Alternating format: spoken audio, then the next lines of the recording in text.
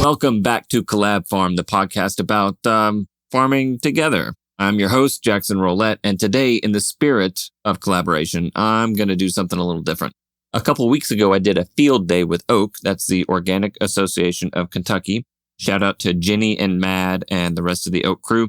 If you're listening to this and live in Kentucky, you should totally be a member. Link is down in the show notes, and you know what to do there. Anyway, we and a couple of dozen other farmers and farm professionals walked through our gardens at the church, and if you don't know that backstory, I'll link that video in the notes as well. We talked about the conservation practices we're currently using on our market garden, along with some of the lessons learned, and fielded some questions. Before the talk, last minute, I decided to put on a wireless mic and record it so that we could share it with all of you. Now, I know it's not going to be as good as being there in person, and some things you just have to see. I'll link a folder in the notes as well with photos from the event. My thought is that, again, in the spirit of collaboration, y'all could share in the tour via audio on your own time and maybe, just maybe, glean a little something from it. The internet, particularly podcasting, has an enormous power to share information freely across multiple mediums and times. So if nothing else, this is an exercise in just that. It's just what we've done here at No-Till Growers all along. But before we get to the tour, here's a quick word from some of the folks who make this show happen.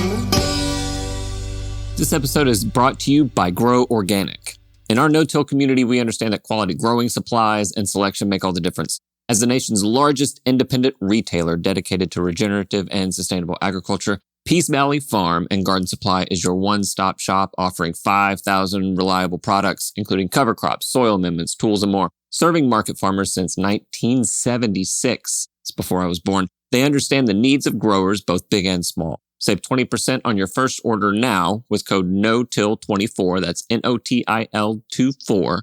Apply for a commercial account for year-round savings and dedicated support. Visit groworganic.com/notill or use the link down in the description to get started today. This episode is brought to you by the OSC Pack Pact. The OSC Pack Pact, which is very difficult to say, it's PACKPACT, is a collective action campaign that works to reduce single-use packaging in the natural products industry. Very important. They inspire innovators to minimize waste while raising consciousness about the environmental impact of our choices. They empower brands, packaging manufacturers, and consumers to take action. When you take the Pack Pact, you pledge to make progress around circular packaging. You'll also receive a discount code to shop select products from leading natural product brands that you love. Click the link in the show notes to join the Pack Pact. All right, back to the show. Hello, I'm Jackson. My wife Jordan is over there. My kids are running around somewhere. You'll probably see them. So this is our garden. We've farmed in many places in Allen County in particular, and for various reasons had to sell the farm that we were on there, and we moved into Bowling Green so that I could be a full-time employee of the company that I started with. Some of you might know Farmer Jesse. So I worked on that for a while, and then when this opportunity came up, well, we didn't find a farm for a while, and then we took the opportunity to use this land here that the church had. So we leased this land from the church. And we started our market garden here in part. Well, the primary purpose is to benefit the church. I really want to get into the growing practices so we can talk about that afterwards if we have some extra time, since we're really here focusing on growing practices today. But this ground has been in production for a little over a year. We can talk about how we prepared it. So we started in, I believe it was May of last year, laying out the tarps in the 4 sort of primary quadrants that you see. And then we started growing in this space August of last year. So this has been approximately a year into production. And Ryan, my main man over there, has been a huge help. He's kept this nice and tidy and clean and organized and helped me stay on track. But yeah, I figure we can just go ahead and start walking out to the field and and go over how we break ground here. All right, quick note. As you can tell, not only is the quality of this recording not the greatest because I did it last minute with some random recording equipment that I happen to have laying around the garden, as one has, right? But there are some parts that were truly awesome, but just cut out because we were too far from the receiver, including some truly great insights made by my co-presenter, Mad. So shout out to Mad. If you're listening, I'm sorry. You're awesome. I can't wait to work with you again. Anyway, back to the tour. So I'll just walk you through the process, and what we'll kind of touch on here with the NRCS is a reduction in tillage and cover cropping. So the ideal way that we prefer to open up plots is we do it in 50 by 100 foot sections at a time, because that's the size of a silage tarp that we use. So you can see we've cut some of them in half. Sort of the second phase. A larger one is in the back. That's how big they are, and that's the size that we start with. You'll see why in just a moment. But so we will tarp this ground for as long as we can during the hottest part of the year. So if you take a look, there's some dock, but there's a lot of Johnson grass and Bermuda grass in this field. And I am terrified of it. So what we did is we left the tarp on ideally for, as long as you can possibly manage. During the hottest part of the year, we would leave it on a minimum of 3 months, and that seems to set it back quite well. Right there was only tarped for 3 months before we pulled it back and went into production. And then what Johnson grass I do have in that field, I believe is coming back from the seed bank. It's not coming back from rhizome because it's coming up very small. And it's easy to terminate and get out of there before it develops that root system, that rhizome. So we tarp it for as long as we can manage. Before I tarp it, I'll get my soil test and send it to an agronomist. We like using Logan Labs. I think Waters Lab is in Owensboro. And when we pull the tarp off, that's when we will apply all of our mineral amendments and micronutrients, anything that's not nitrogen. Based on our recommendations, I believe it was 125 pounds of rock phosphate, 50 pounds of sulfomag. I might have that off. Zinc, a little bit of copper, boron. I can show you all of our mixture in the barn towards the end. So we apply those amendments, and then we till it. Especially with a clay soil, we feel like it's important to incorporate those minerals into the soil profile to get them in there. If you've got a heavy clay soil, it's going to take ages for that to work down into the soil if you're not initially tilling it. That's also a good time to till in any organic matter. So if you've got compost, we're not using compost on this farm, but if you've got it, it's a great opportunity to put that in there as well. So we till that in, and then we will wait for a rain and recover it with the tarp. So what that's going to do is we've taken care of our perennial weed bank with the initial tarping. When we put it on the second time, we're taking care of our annual weeds. So all of those seeds are going to come to the surface from that tillage event, and then putting the tarp on for another 2 to 3 weeks is going to terminate those weeds. And then when we pull it off, we will add a nitrogen fertilizer. We use a 545 Revita Pro. It's got some micronutrients in it as well. And then we seed our cover crop by just broadcasting, and then we will rake that in. So that's what we did with this plot, and ideally we like doing this before we start growing vegetables. That's ideal. Everywhere we have done, Ryan can speak to the results in that brassica patch. That was the fastest growing brassica had. They just jumped right out of the soil.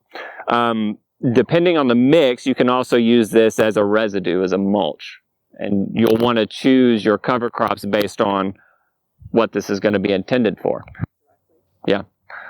We will do, and this is where we get into, the surface level disturbance that we use. We're moving away from using compost and bought-in mulches, and we're trying to rely as much on cover crop mulching as we can, or leaving roots in the ground as much as we can. So we might, if we're direct seeding something, have to remove that residue off into the aisle. I don't pick it up and take it anywhere. It just sits in the aisle. So yeah, that's ideally how we would open a plot. And then we choose our cover crop based on the season and based on what's coming after it. So I've got a plot over there where I'll show you how we seed it. That's going into winter rye and crimson clover. So that stuff I'm not planning on using until next summer at the earliest, because it won't be able to terminate and be ready for planting by the spring. And then also, you know, whenever we go to plant something in here, we will apply another nitrogen fertilizer based on the crop. Yeah, so Jenny asked about the tarps. They are from Farmer's Friend. They are a 50 by 100 foot tarp. They are used so they don't break down after a year. We can usually get 4 or 5 years out of them. Then you got to start patching them, or they start to break at the ends or something. We will always keep one large tarp around, but once we use it, we cut it in half. And so every 50 by 100 foot section has 20 beds. So we call that a field. A plot is 10 beds within that field. So we have field numbers, plot numbers, bed numbers. That's our naming convention. So we can be like, and we don't ever say field, we just point because it's, you know, but it's like, hey, do this in plot 6, like prep plot 6 today, or plot 6 bed 5, those radishes. So beds go from left to right, 1 to 10. So we work in 10 bed plots at a time. So we'll have 10 beds of brassicas, 10 beds of garlic, 10 beds of salad greens, whatever. So that's why we cut the tarps. But we always leave one tarp whole so that we can manage an entire field at a time. Yes? I just saw a rabbit. Yeah. How do you deal with rabbits? Hawks. I got 2 of them in here somewhere. Part of that is also we really mow around the garden. One is to keep it looking nice. You know, parishioners are here every week and they're looking at it, and some of them walk around through here, and we just want to keep it looking nice. The effect of that has been, like, there's a no man's land around here, and there are 2 hawks that are out here quite a lot. And I think that has helped keep the rabbit pressure down. Where I get rabbit pressure is in the tunnels, because they're protected.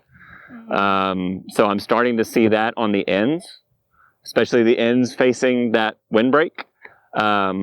We are getting, you know, they'll nibble like that back row, but then they won't go very much further in. And I think it's because of the hawks. So, but yeah, having this sort of design, you know, this mown grass in between everything and then a buffer from the edges has really helped with that. You all want to move on to the next section? We'll come down here and talk about more cover cropping and tillage stuff. So yeah, this is a bed plot that is getting ready to be cover cropped. I'm debating whether or not I want to actually do the cover cropping demo, or maybe we'll talk about it and do a bed, just because there's no rain in sight. But we have went ahead and prepared this. This would be the time of year where I would be seeding winter rye and crimson clover. So that's what's going to go in this spot. It's going to grow through. Then I will have to mow it or stomp it down to terminate it in the late spring for summer production. So we're going to have to terminate it ourselves. And how we do that, I didn't bring a T-post. So what Ryan and I will do is a rope on either end and stomp it down like this with the T part of the post down. So that's a crimp. And we'll just walk. That's what we did to that section over there. We can go check that out in a minute. So we'll stomp it down and then throw a tarp over it for 2 weeks. And that will make sure that it terminates it, because at that point we're already hitting 80 degrees. It's going to get more than hot enough in there to terminate that rye. And ideally you would do that at the milk stage too, although when you're using a tarp you can do it before. You don't want it to be after, but you've got a wider window if you're utilizing a tarp. So we pulled the tarp off, broad fork. We spread our amendments out, our amendment regiment, which for this... Do you test before you do that? I will only test about once a year. A lot of my, like whenever I'm going from one crop to another, I'm assessing my needs based on the previous crop. So was it a heavy feeder? Was it a light feeder? If like that was buckwheat followed by salad greens. So we cut our fertility regimen in half for those 10 beds. And you can see like they look fine. You know, if you get down, granted those radishes are a little old. If you look down, I mean, the cotyledons are still on there. Like that was the right thing to do. We didn't over fertilize. I felt like once we really pulled back on our nitrogen fertilizer, a lot less aphid issues. But we've also we started out with an organic matter at like almost 5% here, which is just a blessing, you know, to just walk on to 5% organic matter here in the South. Generally, we don't we broad fork when we create always. After that, we will kind of gauge to see whether or not it needs it, and it depends on the crop. The time we always broad fork is before tomatoes and carrots. Everything else is like on an as-needed basis, and we really don't ever broad fork for lettuce, arugula, radishes, stuff like that. What you're doing is you're allowing water to penetrate deeper into the soil. Even when you run the tilther over the top of it, water's penetrating deeper, biology's penetrating deeper. If water can't get down to it, if you've got compaction, it's going to take so much longer for biological processes to get below the layer and free that compaction up. So we will broad fork, spread our spread nitrogen amendments, run the tilther over it, and again, that's to bury it in that soil profile. We don't want it sitting on top. We just don't want it exposed.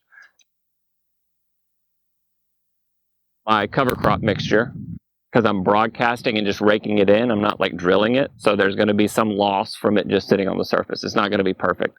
So I always go to the maximum of that recommended seeding. If you're doing a mix, you divide the maximum seeding by the number of species in the mix. You can use the Jang Earthways seeding cover crops. You want to stick to your beds and nice straight rows, and I don't like walking that much over the same space. It makes me dizzy. Like you got to make like 8 passes on every bed, and that's time and steps. If I can throw it down, hit it with a rake, then we're on to the next thing. Ryan and I, less than an hour to get this ready. All of those steps. Takes about 5 minutes to broad fork a 50, and then it's just walking around spreading some things. You know, it takes less than on the tilt. So we did this in less than an hour pretty comfortably. Anybody wants to try this out? I've got one bed that we didn't broad fork and pinned down. She asked about the field borders. So this is only at the head of every plot, and it's 3 feet. We just mow right over this, or string trim. And it's like, here, grass can be grass. Here, grass is a weed. Right. And that's how we manage it. I don't do it around all of the sides.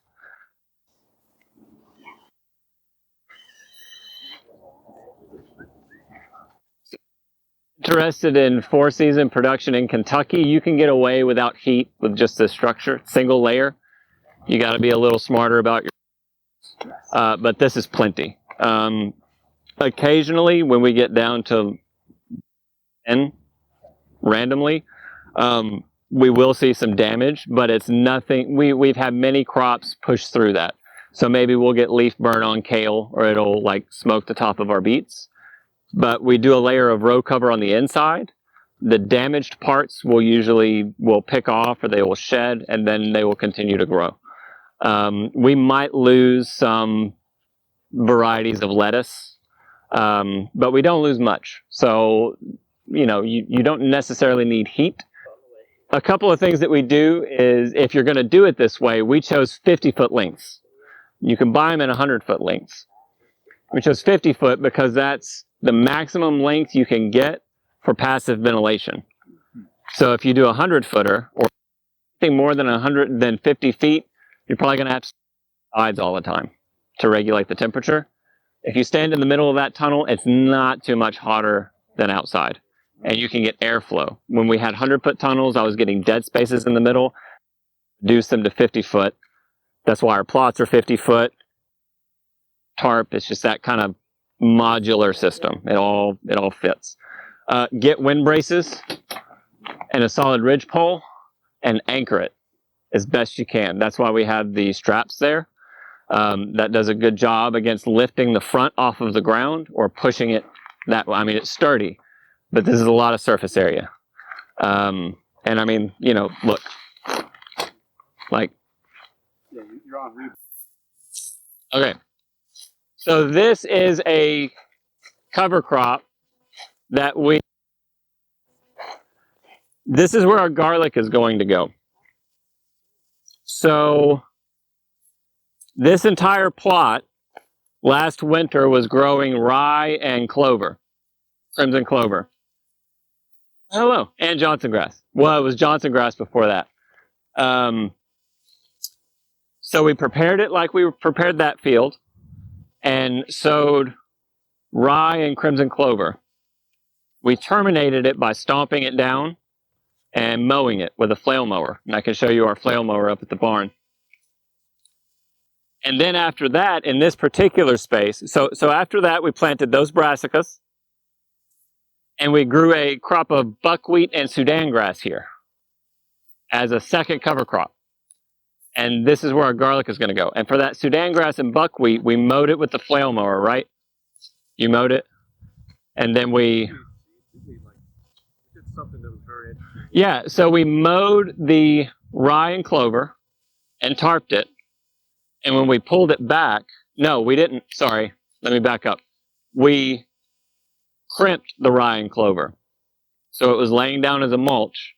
And then we overseeded the Sudan grass and buckwheat and went back through. And didn't we beat it in with rakes or something?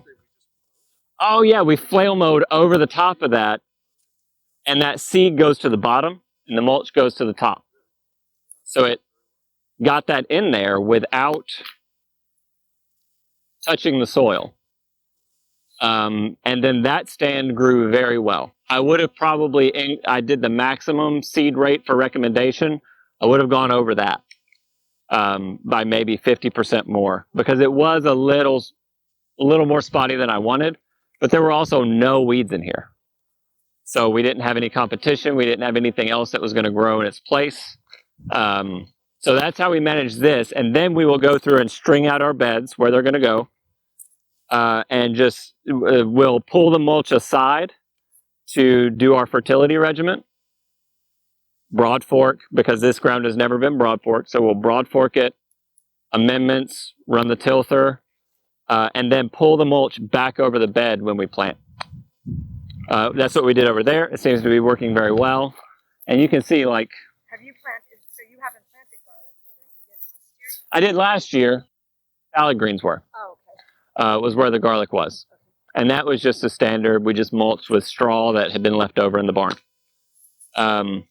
But yeah, you can tell we've been so dry, but the soil underneath this is still moist. It's even been under a tarp. That's another thing that you can do is trap moisture. That's why I like to tarp after a rain, because you don't want this sitting dry. If it's wet and it's warm, you'll still have, you know, biology wanting to break this material down and convert it to plant available forms of nutrients or organic matter. Now, I don't know about you, but I got into farming to grow food, not spend time creating pack lists, writing newsletters, responding to emails, maintaining web stores. Look, if I could spend less time on my phone and my computer and more time actually farming, that would be a win. Enter Farmhand. Farmhand is the only all-in-one virtual assistant built by and for CSA farmers. It takes care of all the admin, managing orders, customer communications, automating tedious tasks so that you can get back to doing what you love, right? On average, Farmhand saves CSA farmers about 6 hours a week. That 6 hours you could, I don't know, spend time with your family, get back out into the field, or just take a breather. So what would you do with those extra 6 hours? Now is the time to get your systems ready for next season. Learn how Farmhand can help at farmhand.partners/no-till. That's farmhand.partners/no-till. Link is in the show notes. This episode is also brought to you by High Mowing Organic Seeds. It is seed browsing season, and High Mowing Organic Seeds is releasing 66, not 65, not 67, 66 new seed varieties for 2025 on November 1st. These beautiful and productive vegetable, flower, and herb varieties are 100% organic and non-GMO and trialed for optimal performance in organic growing systems. Now, I don't know about you. I follow NOP guidelines and order organic seeds, partially because I have to, but it's very easy to look through their catalog and know that everything is clear and safe for me to order. Just a side note, whether you're trying to bring the best to your CSA, wholesale customers of the farmer's market, High Mowing has the professional quality seeds and supportive grower reps to get you from seed to harvest. Visit highmowingorganicseeds.com to request a catalog. Use code NOTIL25, that's NOTILL25 for 10% off of your order of $100 or more. Again, visit highmowingseeds.com. All right, let's get back to the show. Any questions about this particular spot? When are you putting your garlic in? Next week, Yeah, I was going to say. hopefully. Next week. Yeah. It's pretty hard under there. And that's why we're going to broad fork and run the tilter over it. I wouldn't feel confident going right into this right now. That was pretty tough. Did we broad fork? We did. It was pretty stiff. We didn't want to be shoving our fingers into it repeatedly, so we did broad fork and run the tilter over that, and then pulled the mulch back over the beds. So yeah, if you want to see what no leaf mulch over there. So that's the thing, is I'm trying to get away from bringing in my mulch material. So we've got 2 in Brussels sprouts, 2 in broccoli, 2 in cauliflower, 2 in cabbage, a kale, and a Swiss chard.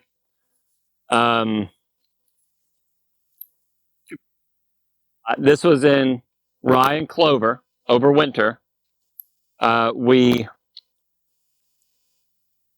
mowed it, because this one we did a little different. We just mowed this one, covered it with a tarp for several weeks. When we pulled it back, we raked the material into the aisles, our soil amendments, ran the tilther over it, pulled the mulch back over the beds, and planted into that. And things took off. Like it, we do use drip irrigation on this section. I don't like it because it's expensive, but it's the fall. I will make an exception to run drip irrigation, especially on brassicas in the fall. I need these to get a strong start for winter markets and winter production. And you can see, this is some of the best brassicas I've ever grown. One other thing that we did when we planted these, so we do most of our starts in soil blocks. Does everybody know what soil blocks are? These compress blocks of soil so that you can put your seed into a little indention in the top of that block. And what that does is it air prunes the roots so that you've got more healthy root development. I've done some side-by-sides, and using the same potting mix and the same fertility regimen, the soil blocks will be 50% bigger and healthier than stuff out of cell trays. I think it's worth the hassle. It's a little more complex than just than cell trays, but I think it's worth the investment. When we put these in the ground, we will always soil drench our transplants. So we will put water and some fish hydrolysate in a tub and just set it down in there and let it soak into the roots, pull it, transplant it. With this planting in particular, we also incorporated worm castings into that mix. And I can show you the worm castings in a section of our worm bin. What I'm trying to do is inoculate the rhizosphere of these plants with biology. So if you think of food web when we say biology soil, you want bacteria and protozoa and nematodes and fungi. They sort of scaffold like a web. So your bacteria are going to be there first. Your protozoa are going to eat the bacteria and release a lot of that as plant available nutrients. That's their excrement or all of that sort of stuff. Worm castings are amazingly rich in protozoa. So that's why I like to use those, is that's that next sort of chain in the food system in the soil. I saw zero transplant shock with these plants. Like, I think we came back the next week and like visibly they had grown. Even as hot as it was. And then we will run fish emulsion through our drip system about once a month for these crops when we irrigate. So yeah, you can see if you reach down in, and feel free to walk through here. You can reach down in and there's still mulch material here. We just irrigated yesterday, but yeah, there's still a lot of moisture in the soil. And then these aisles are bone dry. Yeah, they don't look like they're very So yeah. And then, you know, back here is where we direct seeded. These are all root crops, or mostly. These did get leaf mulch because they are root crops. And I feel like that leaf mulch really holds in that moisture. The cover crop we had growing there was buckwheat, and buckwheat is a terrible mulch material. It just evaporates. So we wanted to put something down to hold that moisture in, because I don't like running that much drip. So we've got overhead waters for emergency situations or getting them to germinate, because it was so hot and dry, and then I just back off of it once they get established. I just like drenching all of my plants or my seeds. I need to do better about soaking my seeds in a compost tea or a compost extract and letting them dry and then seeding them. But I do soak my transplants now in worm castings before they go out into the field. You can spray them on leaf surfaces and on bare soil. I don't know how effective that is. I would rather just go ahead and put it right at the roots and then stick those roots in the ground. That's where the biology is going to be anyways, or that's where you want it. So I have a worm tower at home, and this is the worm bin. So it's a few more compartments than this, but I take the bottommost compartment and bring it to the farm, and this is what we pull out of. So I don't know if there's any worms still left in there, but this was all food scraps and leaves. And you can see what it's broken down into. You can tell my kids have been in there. So we've still got some eggshell. You know, this is nothing that you would want to, I don't know, like, if you want to use this in potting mix, you would have to sift it. I don't ever do that. I just use it. We'll put it in that plastic bin. We will add a few drops of, what is that stuff? Where is Ryan? talc or something. No, humates. You'll add a few drops of humate. Now, ideally, you know, humates are in here, but what happens is municipal water is not kind to soil organisms. The humates speed up the dechlorination process. So if you add, I think it's like 2 to 3 drops of humic acid, that's what it is, to a gallon of water, it'll turn just like vaguely yellow. That's when you know. I don't exactly know the chemical reaction or the process that's going on there, but I have tested it in like small cups of water, and it works. So we will take this with a few drops of humates. I'll actually put the water in first, put in the humates, let it sit for a little while, maybe mix it in, and then I will add a handful of this and I will massage it into the water, and then I will add, you know, we've got a ratio of fish hydrolysate that we add as well. And that's what we do as transplants go out to the field. Yeah, you just set the tray down in there, it soaks it up, and you remove it. So that's that. These things, you know, I think I spent $100 on it, and it's like a tower. And we just put all of our apps in there. And yeah, I mean, this was banana peels and coffee grounds and apple cores, and the eggs like to stay, and you'll get some leaves and some sticks, but it's all, it's a little more damp than it needs to be, but so this is 100% of my indoor space needs of this garden. I do use a little bit of the barn if I need to put a tarp, or I stick my fertilizer and my amendments in there because I really don't want them getting wet or anything like that. But for the most part, this is it. The left half is equipment and tools, and the right half is our wash pack. And then we've got a cool bot and a trailer there that we've had for... Is Jordan here? Where is Jordan? I think we've had that for 8 years, and we've only replaced the air conditioner once. So the half-life on an air conditioner is about 4 years, and I'm sure that one's going to go out soon. Yeah, so everything, if you're interested in post-harvest and wash pack, or if you want to see what tools we use, after starting several farms, I don't really waste money on tools anymore because I know what I like, I know what I use, what fits my system. I'm not experimenting with tools really. I have a caveat to that, but that's all that I need. I don't need 18 different hose or, and some of those tools were even left here in the barn. So it's just like, okay, we've got 3 shovels. I don't really need 3 shovels, but there they are. So I've got the tilther in there, the BCS, which we've also had for about 10 years. The rotary plow, that's what I use for my initial tillage. And the flail mower. For this system, I feel like that is all the mechanization that I need in terms of preparation. Between this and tarps, I really don't have any wasted tools in there. And I also don't need any tools.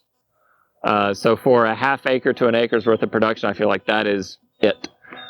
You get more than an acre, or if you're just very careful with your body, maybe a half acre even could justify a compact tractor.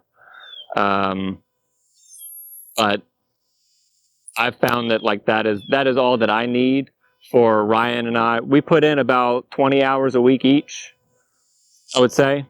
Jordan does most of our markets, and this entire thing runs off of that amount of time and energy. You gotta have space to turn around. You can't do that with my tight space. Yeah, and then a good mower. I always recommend get a good mower because keeping your space clean and tidy like this. I love growing here. At my old farm, stuff would grow up. You'd be tromping around in knee-high grass, and then I would hate farming. So this, yeah, it's good morale. Good for morale. In terms of post-harvest, again, we're at about a half acre of production. That's all the space and all the tools that I feel like I need. The only change I might make is if you're doing more salad greens than I'm doing, you would want some sort of spinning machine. I just use a handheld one. We don't grow it all the time. It's not where I want to put any more capital investment right now. Yeah, we have a bubbler in there that we got from Farmer's Friend. It's just right out of the box. You just need a little bit of PVC pipe to put it together. 100-gallon stock tank. The drain is just a hole and pipe that we just run over here so that we're not, everything gets washed in that tub so that we're not gunking up our floor. And then Ryan just recently built me a drying rack with the 2 fans above it. So not much to it. We've got blue totes go in the field, come in with produce, get processed, go into gray totes. Gray totes go in the cooler. And then we just go left to right. New stuff on the left, older stuff on the right. That's how we cycle it out. Farmers markets primarily, yeah. There's another, we've been selling some to Max, filling out some orders for him. He's kind of moving and shaking produce in other areas right now, but we just take it to the farmers market. In Bowling Green, community farmers market. So we do that 1 day a week. And then on Sunday, Parishioners can have whatever is left over, and we recommend a donation to the church. And then on Tuesday, any of that's left over, there's a mom's group that meets, and they can just have the rest. They can also take it on Sunday, but usually all of whatever is left gets cleaned out by them. No. Too much administrative load. If you can, it was very stressful for me. If I lose a crop out there now, it's a bummer, but I'm not like struggling. And I don't have that obligation. It's very nice to just show up at a market and say, this is what I got. We have also spent the better part of 10 years building a market, building a customer base. So it's very easy to do that now. We couldn't have done that in the beginning. Like, we needed that CSA. We also didn't have any money or capital to start the business. But yeah, now we're just going to market. And we're doing well. I mean, all of the produce goes. We rarely, that's our entire compost for the year. So much leftovers we've had. So, granted it shrinks, but yeah, I mean, I am not shy with sharing numbers. Oh, thank you so much. You can see it, can't you? Thank you, Kenya. So, I'm not shy about sharing numbers. This year, right now, we're at about $15,000 off of this space. 15,000. We will probably hit 22.5 by the end of the year. And that was, we started the year, our tunnels were busted, and we only had 2 plots in production. All of those out there now. So a lot of our work this year, a lot of his work this year has been onboarding these plots. Plowing them, broad forking them, getting them up and going. But once you do that, that's the last time you have to do that. That rotary plow is just probably going to be a tripping hazard for the next. And then we're going to really have dialed into production. So the goal for this space, given all of the land that is actively in production right now, so not counting that big tarp in the back, we are aiming next year for 50,000.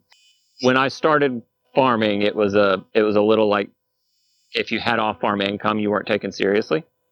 Or how do you know what to charge? And you had no skin in the game, or, oh, you've got off-farm money. I did that for a long time and got very anxious and depressed and drank a lot. So it's this is so nice.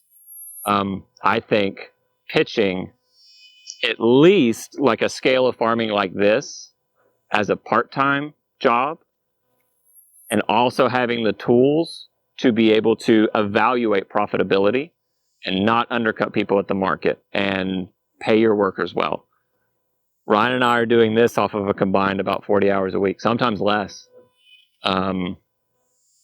It's great. I love it. So, I think kind of reframing that so that how many more people would we turn on to farming or unlock if it's hey, this is a great part-time job. You can do something on the side you like and this. So I much more prefer it this way. But at the same time, I've got enough experience to know I'm not losing money on anything. And yeah, you gotta treat it like a business, even if it's just part-time. So I think it's taken me a long time to get there. And I will say one more thing. The primary goal of this garden, aside from just getting me back into a garden, is that 10% of the gross sales go to the church. So we met with the parish council about leasing this land.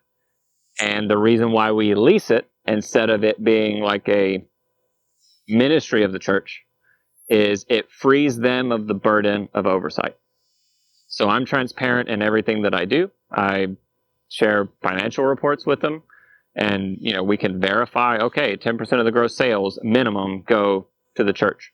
Part of that is to raise money for the church because we're in a campaign to maybe build a new building or expand. Yeah, so it's great. We're very blessed to have this space, and I didn't have any extra money, but it's I can grow food. Everybody gets healthier. Yeah. That's a plus. Yeah. And it provides a little bit of income for, parishioners. Ryan has been working here for the summer. Isaac, I don't know where Isaac went. He's a homeschool kid and comes and helps out on Fridays, harvesting. And I talk his ear off about soil biology, and he's probably just like, take me out of here. There are people that come out and will like volunteer if they want to hang out for a day. Our buddy Blake comes out sometimes. We, last year, made all of the kids on a Tuesday bust up all of the garlic before we planted it so that I didn't have to wear my hands out doing that.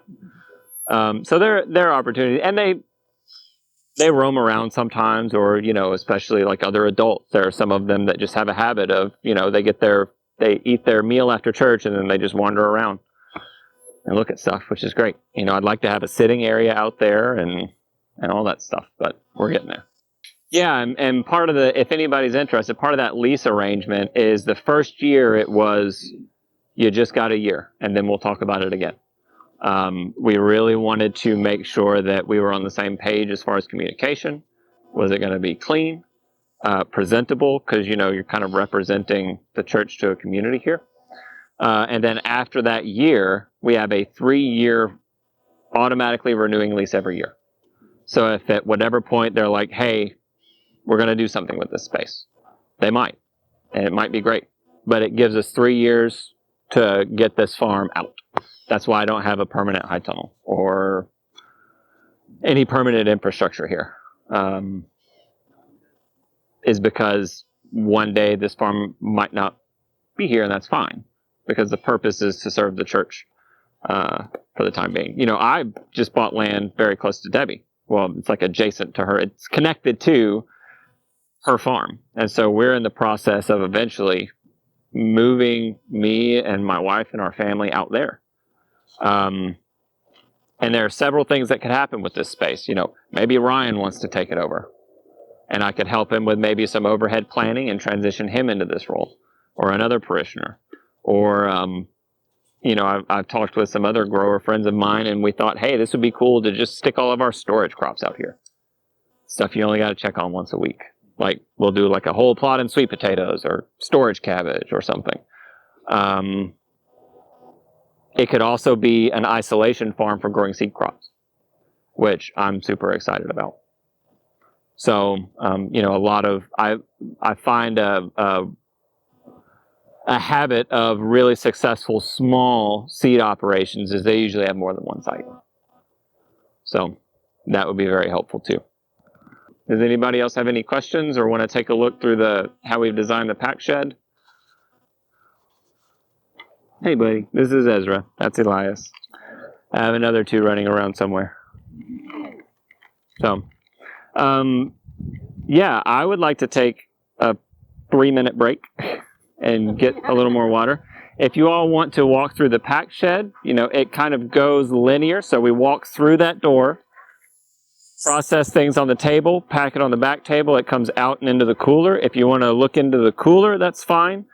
I will say that's a half acre's worth of produce. Any more is pushing it. In the fall, when we're storing cabbage and carrots in there, it'll max out. If you're like, now that we've got that plot open and potentially that one, I'm going to need to get something bigger, or find some other storage space somewhere. I'm also a big fan of sharing things. So, some friends of mine in Scottsville, they have a BCS. They have all of the tools that I don't, and we share. So if he needs, and I'm in town, so when he needs the flail mower, he goes by on his way home from market and just grabs it. So, we do a lot of that. We also, and this is something that might be interesting to talk about with organic certification, share a greenhouse. You see, my greenhouse is conspicuously absent. It's because it's not mine. So we start all of our plants at my buddy Max's greenhouse. He has some extra space, so we hooked up a fan and some louvers in his greenhouse and supplied it with a bunch of tables. So it helped him out, and then in return, we get to start our plants in there, and then he's already in there watering and looking after them. We do still have to have him sign an affidavit that says that all of the materials that touch my plants are organic. All of the materials that we use for potting mix are certified already. And he doesn't use anything that's not certified in the greenhouse anyways. So because he is not certified organic, I do have to have that affidavit. Do oak or No, I'm not certified yet. okay. I was in the middle of the process, and then a tornado crushed my tunnels, and then everything was put on hold. That was in December, so by the time we got them back up, it was spring planting time, and Forget it. yeah, I try very hard that this farm be 20 hours a week. And if I could do it. I could do the paperwork whenever. I'm maybe not as good as my wife would like as far as like cutting things off at a certain time. But for the most part, if it's outside of that 20 hours a week, it just doesn't get done. And I feel like what that does is it kind of puts the fire under me to get like, oh, that system needs to be refined. Like Ryan, poor Ryan, we were out here hauling irrigation hose. It was like every day it felt like this summer we were out here patching irrigation, hauling it, modifying it. So it's like next year, where does our money need to go? We need a much more refined irrigation system because that was eating up so much time. If I just make the excuse like, oh, I'm a farmer, I just work 80 hours a week, then I'm probably not going to be as motivated to fix that. It's not saying, like, there's nothing wrong with that. But this particular project is an experiment, and can I keep it part-time? And how do you manage that? Yeah, I need to, you know, practice what I preach, and this is that. You know, we'll probably go back to full-time farming in the future sometime. But, yeah, just doing it part-time for now. I would like everyone to offer, before things really start breaking up, a little bit of gratitude to Jackson and his family, and Ryan, and all the folks out here who have done so much for this event. Thank you all. Thank you all for coming and putting it on. Yeah.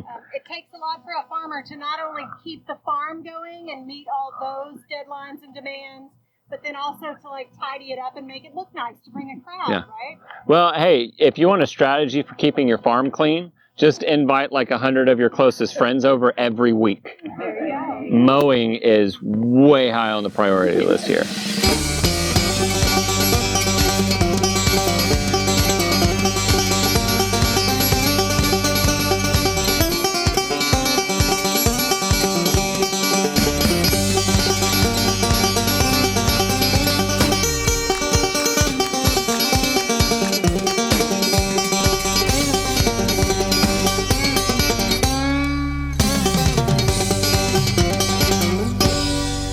Again, huge thanks to Jenny and Mad for organizing the field day and translating some of those NRCS practices into things that we small-scale growers can use.